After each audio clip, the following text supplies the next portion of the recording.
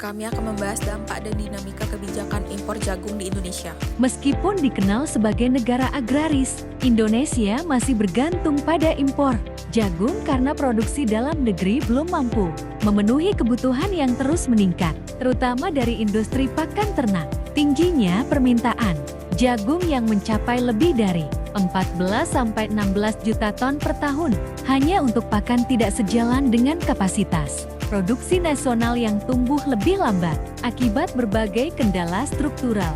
Produktivitas jagung di banyak daerah masih relatif rendah karena penggunaan benih non-hibrida, keterbatasan pupuk bersubsidi, serta minimnya mekanisasi dan irigasi.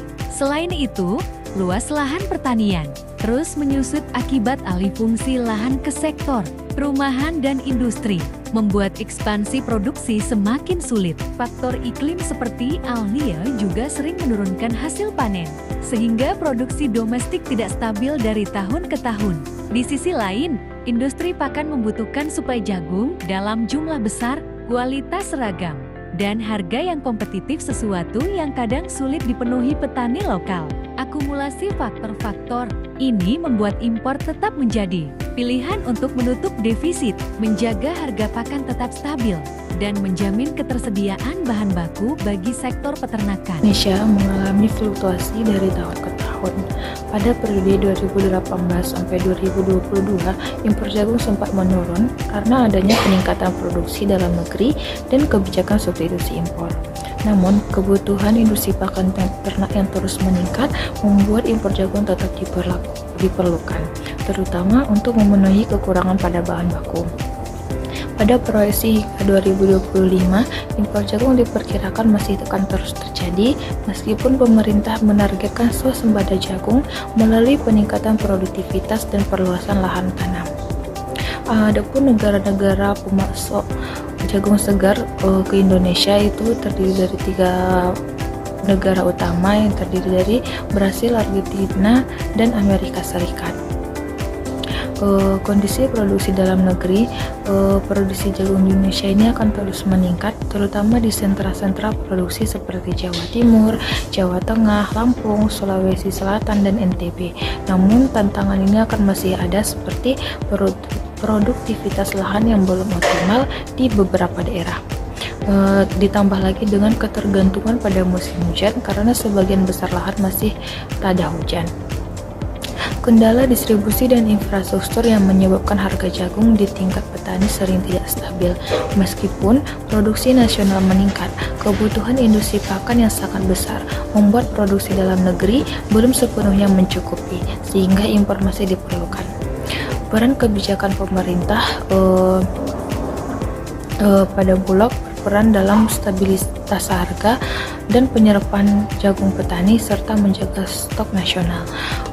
Kementerian Pertanian berfokus pada peningkatan produktivitas melalui program bantuan benih, pupuk, dan alat mesin pertanian serta perluasan areal tanam. Kementerian Perdagangan mengatur tata niaga impor jagung termasuk penetapan kuota dan perizinan impor agar tidak mengganggu harga di tingkat petani. Pemerintah juga mendorong investasi di sektor pengolahan dan logistik jagung untuk meningkatkan efisiensi rantai pasok dan mengurangi ketergantungan impor di masa depan. Perubahan kebijakan impor jagung dari tahun ke tahun. Kebijakan impor jagung di Indonesia mengalami perubahan yang cukup dinamis mengikuti kondisi produksi, harga, dan kebutuhan industri pakan. Pada periode awal 2010, pemerintah masih menerapkan kebijakan impor yang relatif terbuka karena produksi jagung dalam negeri belum mampu memenuhi kebutuhan industri pakan unggas yang terus meningkat.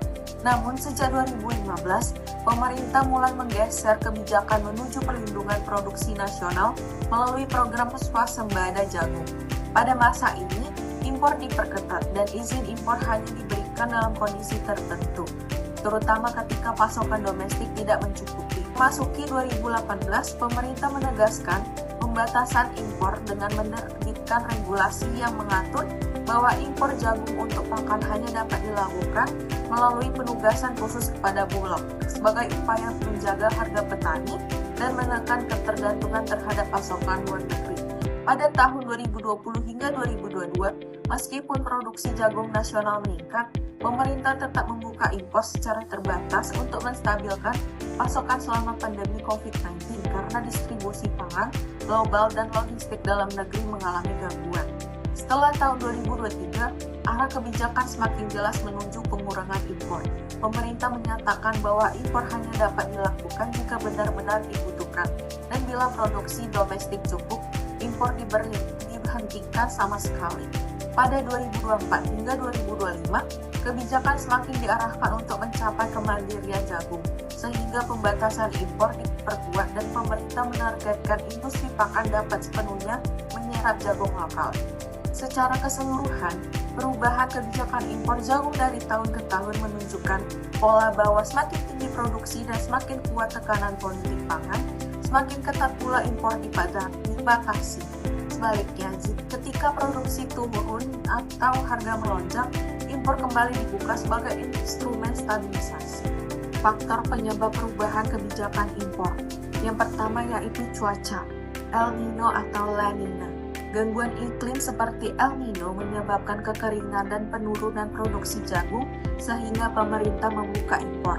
Sebaliknya, La Nina yang meningkatkan produksi membuat impor diperketat. Yang kedua yaitu produksi dalam negeri. Jika produksi nasional mencukupi, izin impor dikurangi. Ketika panen gagal atau pasokan kurang, impor ditambah untuk menjaga ketersediaan dan harga stabil. Yang ketiga yaitu harga global. Fluktuasi harga internasional ikut mempengaruhi kebijakan. Saat harga global rendah, impor lebih menguntungkan. Ketika mahal, pemerintah lebih mengandalkan produksi domestik. Dan yang terakhir yaitu politik pangan dan stabilitas harga. Menjelang pemilu atau saat harga pakan naik tajam, kebijakan impor sering disesuaikan untuk meredam gejolak harga dan menjaga kepentingan petani maupun industri. Berdasarkan sell-sufficiency ratio, jagung Indonesia dari tahun 2020 hingga 2023 selalu tinggi, berkisar antara 92,10% hingga 93,90%. Secara teori, angka ini menunjukkan bahwa kebutuhan domestik sebagian besar di Indonesia sudah tercukupi oleh produksi dalam negerinya. Impor ini tetap dilakukan karena ada kesenjangan mutu yang mengharuskan impor untuk efisiensi produksi, ketersediaan menjaga stabilitas harga dalam negeri, dan keperluan mendesak karena ada pergeseran fungsi jagung untuk bahan baku industri. Berdasarkan data impor jagung di Indonesia, impor jagung cukup terkendali karena adanya kebijakan pengurangan impor jagung yang dimulai pada tahun 2016. Ini terbukti dapat dilihat dari tahun 2021 sampai 2023, harga jagung di tingkat produsen dan konsumen cenderung stabil. Apa pengaruh impor terhadap rasio NPP dan NPP? Berdasarkan kebijakan pembatasan impor dapat dilihat rata-rata dari harga produsen sekitar 5.123 di 2021 menjadi 5.360 di 2023. Ini karena harga jual jagung produsen yang mulai membaik, namun impor yang tidak terkendali berisiko menekan harga domestik dan dapat memicu fluktuasi harga di bulan-bulan tertentu yang berujung pada penurunan NTP sesaat. Adanya stabilitas harga jagung ini dapat mengurangi biaya produksi dan input para petani sehingga memiliki nilai tukar pada komoditas jagung yang lebih tinggi sehingga dapat meningkatkan nilai NTP. Apa pengaruhnya terhadap rasio Gini? Apabila ada kenaikan harga jagung yang tinggi, ini dapat meningkatkan kesejahteraan petani, namun tidak terjadi secara merata dan dapat tertekan apabila adanya lonjakan pasokan impor. Oleh karena itu, perlu pengendalian impor untuk mempertahankan harga jual petani dan meminimalkan dampak negatif dari rasio Gini. Risiko impor bagi ketahanan pangan nasional. Kebijakan pembatasan impor yang telah ketat dan berhasil memberikan intensif harga yang lebih baik kepada petani, ini membantu menjaga dari risiko ketahanan pangan yang tetap ada.